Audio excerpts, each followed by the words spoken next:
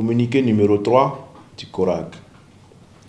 Résolument engagé dans la lutte contre le terrorisme et tous ses suppôts impérialistes qui, sous le fallacieux prétexte d'œuvrer pour la paix dans le monde, alimentent les différents foyers de tension en Afrique et ailleurs, le président du Faso, le camarade capitaine Ibrahim Traoré, le gouvernement et l'ensemble du peuple burkinabé s'investissent également sans réserve pour une véritable refondation de l'État.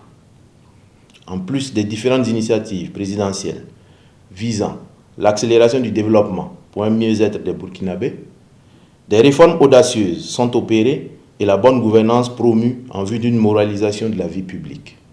C'est dans cette logique que le 25 septembre dernier, lors de notre deuxième communication, nous portions à la connaissance de l'opinion de graves dysfonctionnements impliquant des personnes physiques et morales issues de l'administration publique et du secteur privé.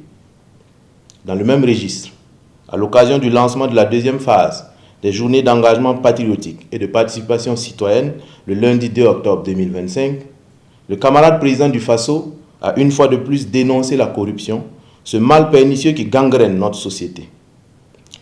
Malgré les multiples mises en garde, dénonciations, interpellations et sanctions, certains Burkinabés, réfractaires au changement, font la sourde oreille se livrant toujours à des pratiques aux antipodes des valeurs de la révolution progressiste populaire conduite au nom et pour le peuple. Plusieurs secteurs d'activité restent minés par la corruption. Les corrupteurs y font la loi, profitant de la cupidité sans limite et de l'insouciance des corrompus. En effet, selon des dénonciations, cette fois enregistrées par l'autorité supérieure de contrôle d'État et de lutte contre la corruption, des agents des douanes du Burkina Faso se seraient rendus coupables de faits de corruption et de blanchiment de capitaux, exigeant des conducteurs routiers le paiement de sommes d'argent pour laisser passer des camions en dépit de leur dédouanement régulier au bureau des douanes de Ouaga Inter. Ces faits, qui remontent à mai 2021, connaîtront plusieurs développements.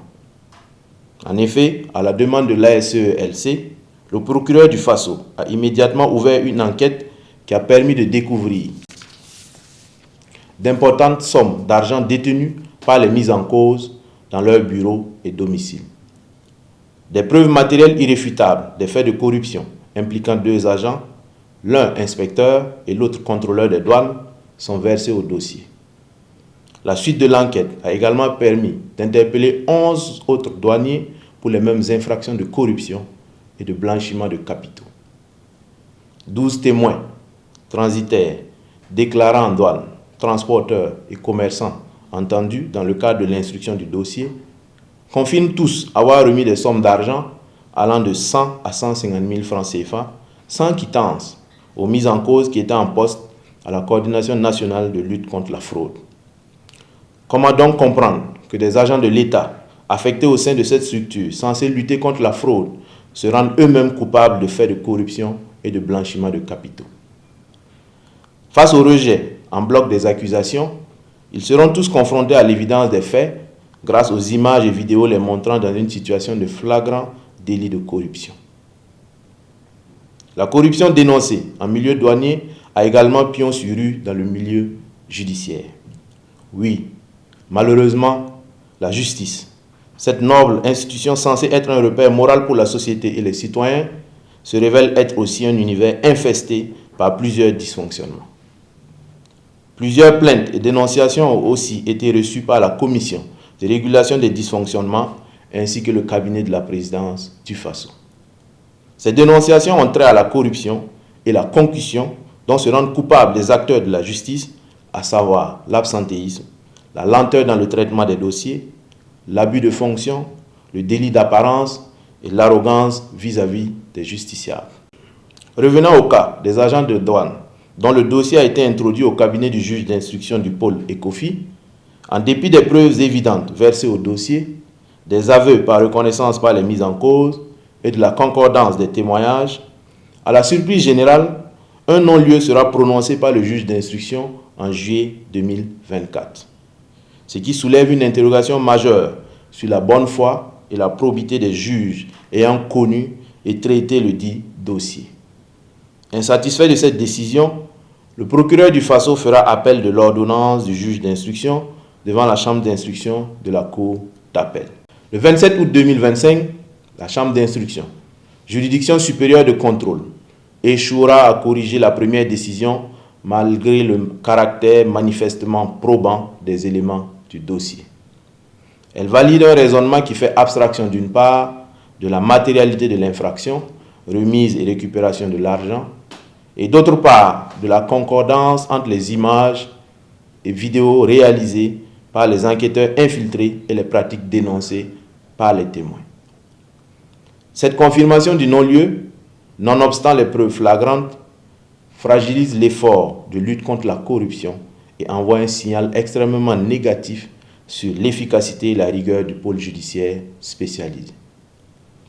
À l'issue de cette mascarade judiciaire, les mises en cause parviennent à obtenir auprès des juges ayant connu du dossier l'identité des dénonciateurs ainsi que des pièces de la procédure, éléments normalement protégés pour garantir l'anonymat et la sécurité de tout dénonciateur. Non content de violer un principe sacré du droit, à savoir la protection de l'identité du dénonciateur, l'un des douaniers mis en cause se paie le luxe d'attraire le dénonciateur devant un juge qu'il corrompt en contrepartie d'une condamnation sévère de ce citoyen qui a voulu contribuer à la manifestation de la vérité. En rappel, la divulgation de l'identité des dénonciateurs faite en violation de la réglementation en vigueur est une faute grave qui met en danger le citoyen et compromet l'ensemble des mécanismes de dénonciation. Cela met également en lumière un grave dysfonctionnement dans la chaîne de justice et de protection des témoins. Dans le cadre de cette affaire, une série d'interpellations d'acteurs de la justice, suivies d'auditions effectuées courant le mois d'octobre 2025, a révélé un vaste réseau d'agents indélicats à la cour d'appel de Ouagadougou. 10 magistrats, dont un président de chambre, un procureur général, un substitut général, un procureur du FASO, un juge d'instruction et un juge au siège, etc., et un avocat sont mis en cause. D'importantes sommes d'argent ont aussi été engagées pour des actes de corruption et d'influence ayant entraîné une instruction biaisée et un jugement partisan du dossier.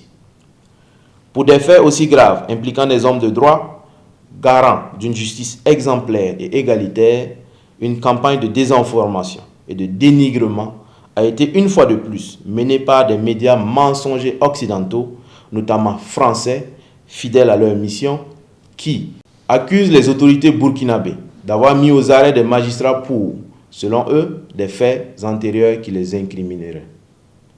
Loin de se laisser distraire, le CORAG, face à tous ces manquements, met en garde tous ceux qui se rendent coupables de faits de corruption et qui tenteront d'instrumentaliser les acteurs de la justice. Les auteurs et leurs complices seront mis face à leurs responsabilités et subiront la rigueur de la loi. Au nom du principe de l'équité des droits, aucune faveur ne sera accordée à personne. Nous accentuerons la lutte contre la corruption et l'impunité des acteurs judiciaires en exigeant le respect strict des règles d'éthique et de déontologie. Notre conviction est que l'on ne saurait parler de moralisation de la vie publique en occultant celle du système judiciaire. La justice a un rôle primordial dans la protection des droits et libertés. C'est pourquoi les sanctions disciplinaires contre les acteurs indélicats du secteur judiciaire vont se poursuivre sans exclure les poursuites judiciaires. Encore une fois, le CORAG invite les Burkinabés à rester vigilants et à faire échec aux manipulations qui pourraient découler de cette lutte âpre contre la corruption et les mauvaises pratiques. Engageons-nous à bâtir une société burkinabé digne, intègre, juste, prospère et souveraine. La patrie ou la mort, nous vaincrons.